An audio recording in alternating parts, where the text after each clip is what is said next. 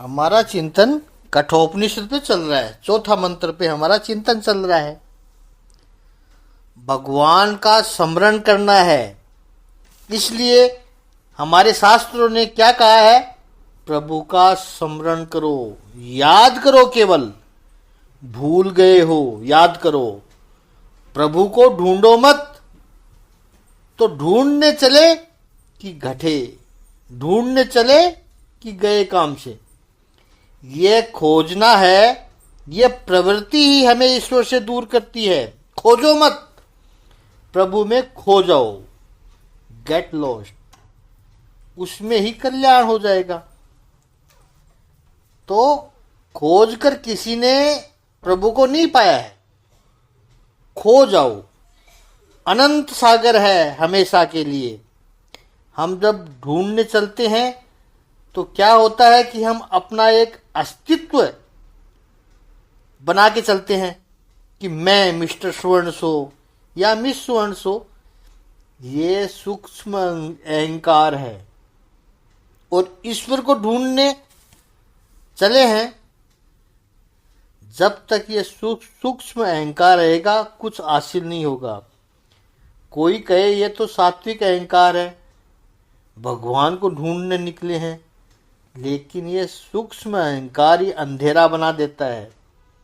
आपने कभी ऐसा देखा है कि आज अंधेरा और प्रकाश मिल गए? जीवात्मा और परमात्मा कभी नहीं मिल सकते हैं जब तक जीवात्मा है। जीवात्मा जब खो जाए प्रभु में, जीवात्मा जब अपने आप को विलीन कर दे, तभी परमात्मा से मिलन प्राप्त होता है। ये समझो, जीवात्मा अंधेरा है और परमात्मा है प्रकाश। अंधेरे और प्रकाश का मिलन कभी नहीं हो सकता है, दोनों में से एक रहेगा। अगर अंधेरा होगा तो प्रकाश नहीं होगा। और जिस क्षण प्रकाश आया, कितना ही पुराना अंधेरा हो तो वो टिक नहीं सकता है। एक गुफा में वर्षों से अंधेरा है, लेकिन जिस क्षण एक दीपक जल गया, वो अंधेरा ये नहीं कहेगा कि वर्षों से मैं यहां रह रहा हूं, उसको तुरंत जाना ही होगा। जीवात्मा परमात्मा का मिलन हो ही नहीं सकता है। इसलिए समग्र वेदांत एक सिद्धांत कहता है, अद्वैत अद्वैत अद्वैत, नॉन डुअलिटी। गैर द्वैत है ही नहीं, क्योंकि अंधेरा और प्रकाश तो दो अलग अस्तित्व है। तो अद्वैत, नॉन डिवोलिटी दूसरा है ही नहीं। बड़ा सुंदर सूत्र है, खोजो मत, खो जाओ। मृत्युए त्वा ददामिति। उद्दालक कहता है कि मैं तुझे मृत्यु को दे रहा हूं। एक और तात्विक अर्थ देखें तो उद्दालक यह कहना चाहता है कि मैं तुझे गुरु के पास भेजता हूं, क्योंकि भारतीय शास्त्र के अनुसार गुरु मृत्यु है, दूसरा जन्म है। यहां शास्त्र के प्रमाण से कह रहे हैं गुरु मृत्यु, गुरु को मृत्यु कहा है। क्यों?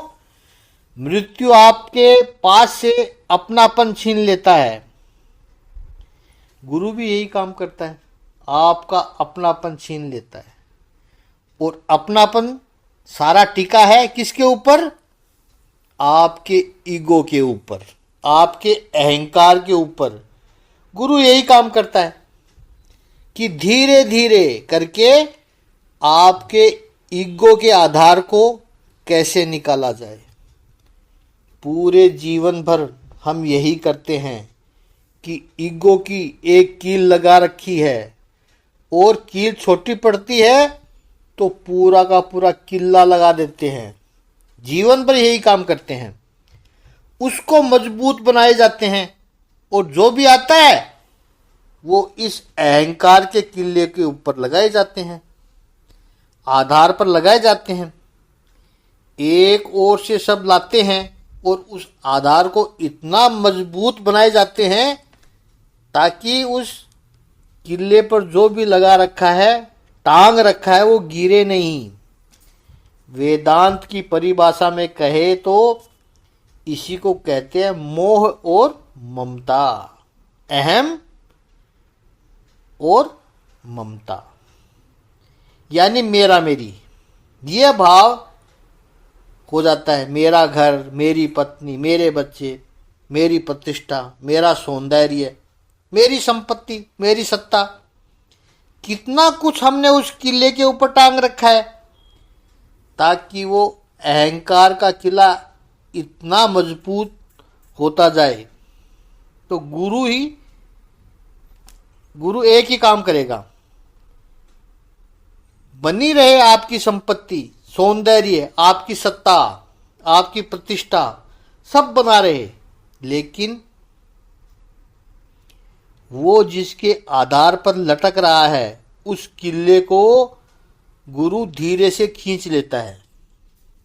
गुरुर मृत्यु। फिर संपत्ति रहेगी आपके पास, लेकिन फिर यही सोचोगे सब प्रभु की कृपा है। अब आप ये नहीं कहोगे कि मेरी संपत्ति है, वो किला हटा लिया मेरा वाला अहंकार वाला गुरु ने। गुरु आपकी संपत्ति नहीं हटाएगा। गुरु वो संपत्ति जिस पर लटक रही थी उस अहंकार के किले को हटा लेगा। संपत्ति में क्या दोष है? संपत्ति, कीर्ति, प्रतिष्ठा अपने आप में बुरी नहीं है। ज्ञान, सौंदर्य अपने आप में बुरा नहीं है। बस केवल वो किस किले पर लटक रहा है। तो अहंकार के किले को गुरु हटा लेता है।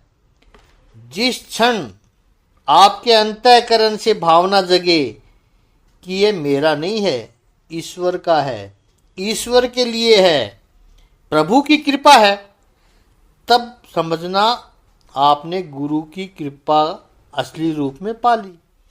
या यूं कहें कि आपने गुरु को अपना काम करने दिया। वो किला हटाना चाहता था, आपने हटा दिया। कई बार तो ऐसा होता है कि आप उस किले को और मजबूत करते हो। कई बार तो उस किले पर हम गुरु को भी लटका देते हैं, उस अहंकार के किले पर। यह मेरा गुरु है, दूसरे से तो मिलते नहीं है, लेकिन हम चाहे जब मिल सकते हैं अपने गुरु से। आपने गुरु को भी उस अहंकार के किले पर लटका दिया, गुरु को उसका काम न करने दिया, उस किले पर गुरु को भी लटका दिया। गुरु ही मृत्यु। जब राजस्व कहता है नचिकेता को, तो तात्विक अर्थ में वो पिता अपने पुत्र को गुरु के पास भेजता है। और वो मृत्यु कौन है? यमराज, धर्मराज कहते हैं हम जिनको। शास्त्रों में यम को धर्म कहा है। धर्म का शास्त्र, ज्ञान धर्मराज से अच्छा और कौन दे सकता है? जो स्वयं धर्म है उसी के पास भेजा है, जाओ। एक और बात, उद्दालक का जो आक्रोश है, ये एक दृष्टि से देखे तो पॉपुलरली हम जिसको जनरेशन गैप कहते हैं, इसका प्रतीक है।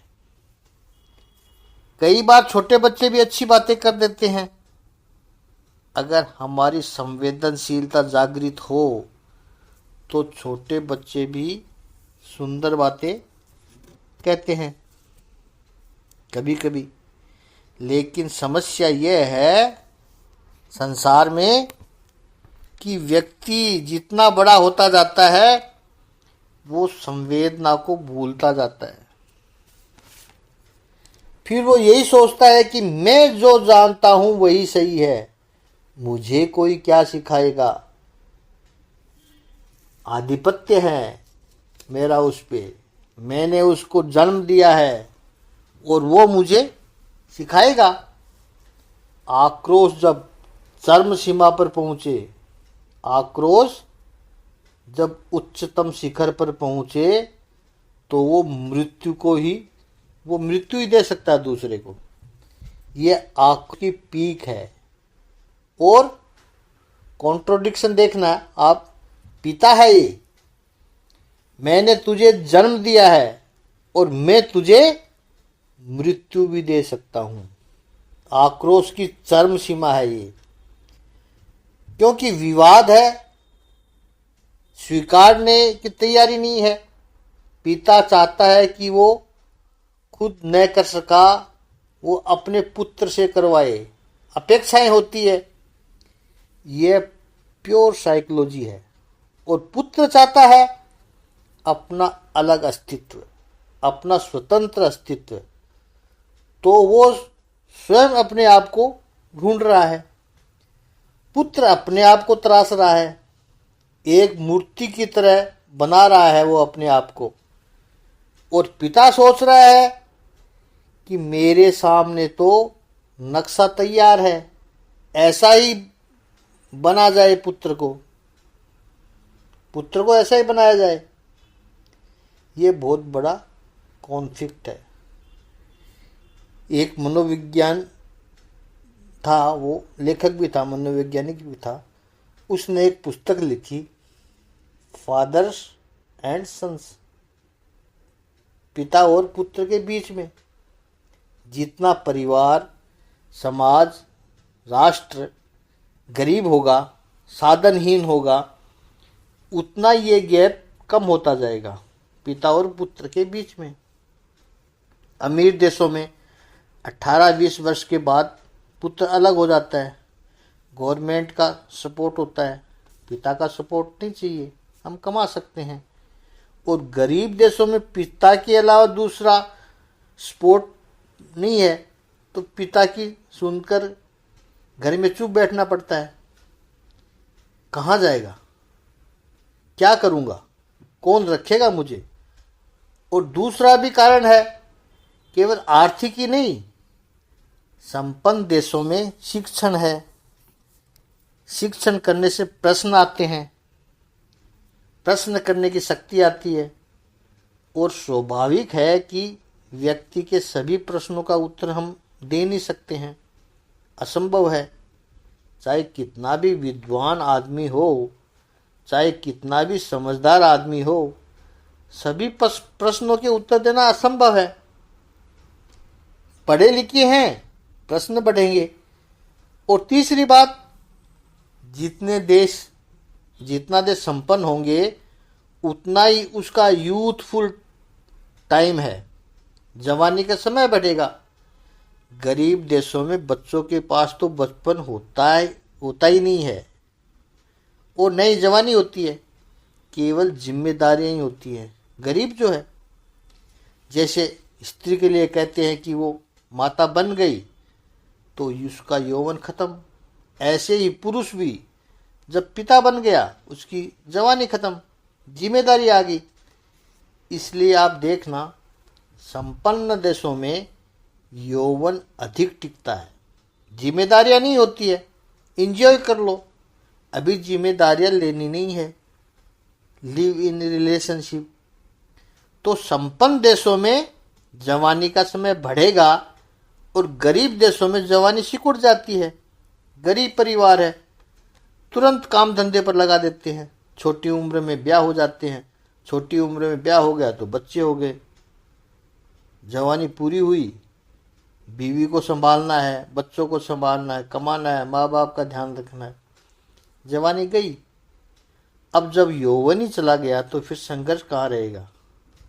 तो मनोवैज्ञानिक का कहना था कि जिसको हम आधुनिकता कहते हैं वो बहुत समस्या लेकर आती है।